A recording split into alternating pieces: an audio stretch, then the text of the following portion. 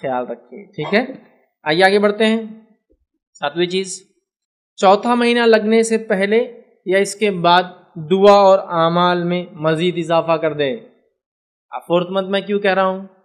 اس لیے کہ چوتھے مہینے میں روح ڈالی جاتی ہے۔ نبی اکرم صلی اللہ علیہ وسلم فرماتے ہیں بچہ ماں کے پیٹ میں ہوتا ہے، صحیح بخاری کی روایت ہے، میں تفصیلات میں نہیں جا رہا ہوں، سرسری طور سے رکھ رہا ہوں۔ بچہ ماں کے پیٹ میں ہوتا ہے 40 دن 40 دن اور 46 دن، 40 40 and 40 ہوئے کتنے منتھس؟ 4 منتھس، یا اپروکسیمیٹلی 20 ویکس۔ اگر ویکس کا حساب لگائے، ڈاکٹر ویک کے حساب سے چلتے ہیں ہمارے پاس کہ 20واں ہفتہ چل رہا ہے نا، 40واں میں پریگنینسی ایکسپیکٹڈ ہوتی ہے یا اس سے پہلے، جو بھی، بہرحال ویک سے ہم لوگ چلتے ہیں کتنے ویک ہوئے، بہرحال تو 20 ویکس اپروکسیمیٹلی 4 منتھ، جس کو میں کہوں گا 4 مہینے۔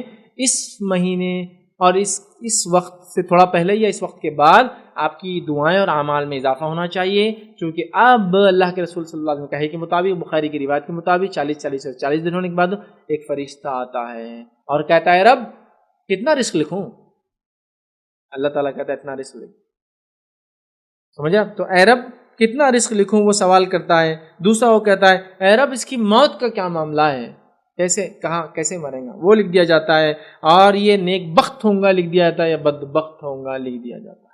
4 چیزیں آپ کے رائٹ، اب تو اور انکریز ہو جانا چاہیے آپ کے اعمال، چوتھے مہینہ آتے ہی، آنے سے پہلے یا آتے ہی، اور اس کے بعد والے مہینے میں، چونکہ اب بچے میں روح پھونک دی گئی ہے، اب وہ خالی گوشت کا لوتھڑا یا خون کے لوتھڑے سے بڑھ کر انسان ہو گیا ہے۔ کیونکہ انسان کے لیے ضروری کیا ہے؟ جسم، جان اور روح، تینوں چیزیں مل کر انسان بنتا ہے، ورنہ اگر روح نکل جائے تو انسان میت بن جاتا ہے، اس کو مردہ بولتے ہیں، انسان نہیں بولتے، مر جاتا ہے۔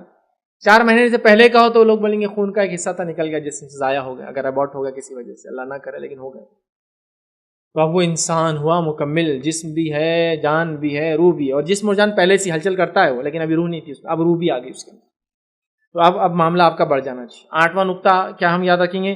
قرآن کی تلاوت یا سننے میں اضافہ کر دے، خاص طور سے 20 ویک کے بعد۔ کیوں؟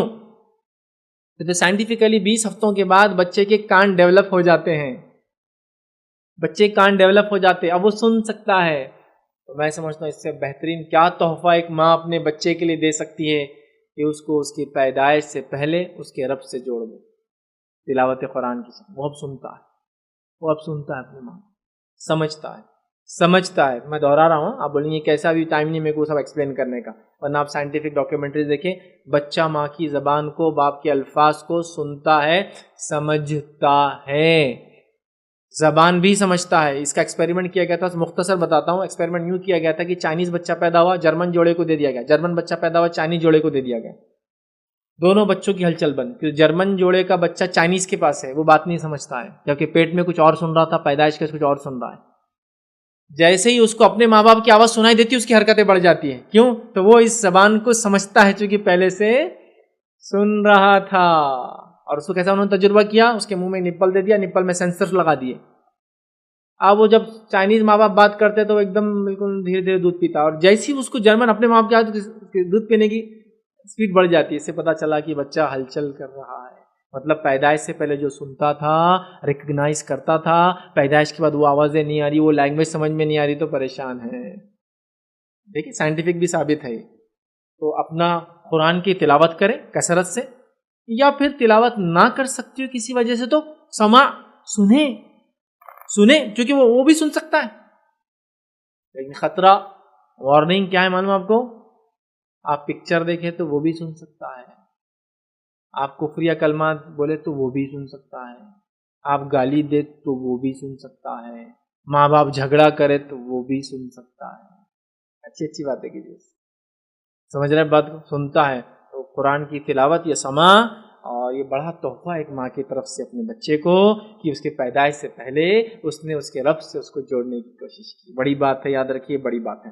آئیے 9ویں چیز، صبر کرے پیدائش کی تکلیف پر۔ یہ بڑی اہم چیز ہے، صبر کرے پیدائش کی تکلیف پر، ناشکرے کلمات کبھی نہ نکلے۔ دیکھیں محاورتاً کچھ چیزیں آپ کہہ سکتے ہیں، مریم علیہ السلام نے کہا، ہم نے دیکھا ہے نا، کاش کی مر گئی ہوتی، ایک الگ چیز ہے، لیکن وہ ناشکرے کلمات نہیں تھے۔ محاورتاً کہا جاتا ہے کہ تکلیف کو سمجھا، جیسا آپ کے اس کو آیا اور کہا کہ بھائی کیسے، کیا چل رہا ہے، تو آپ بولتے یار ایسی تکلیف ہے، لگتا پہاڑوں کے بیچ میں کچلا جا رہا ہوں، لیکن آپ ناشکرے کلمات نہیں، اپنی تکلیف کو ایکسپلین کر رہے ہیں۔ ایگزیجریٹ کر کے مثال دے کر محاورتاً، سمجھے آپ، لیکن حقیقتاً نہیں ہوتے وہ جملے.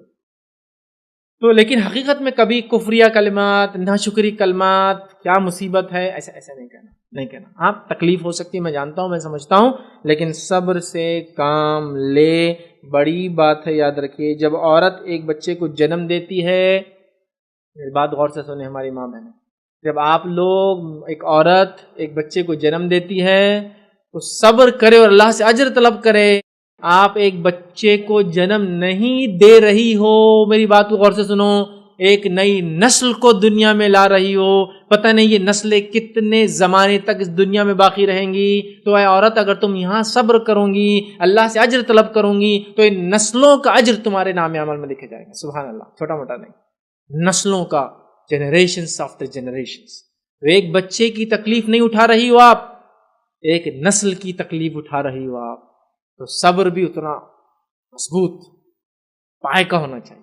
صبر، چھوٹی چھوٹی چیزوں پہ جزا فضا نہیں، رونا دھونا نہیں، پریشان ہونا نہیں، اللہ کی ناشکری نہیں کرنا، صبر کرنا اس نیت سے کہ اللہ مجھے اس کا بدلہ چاہیے.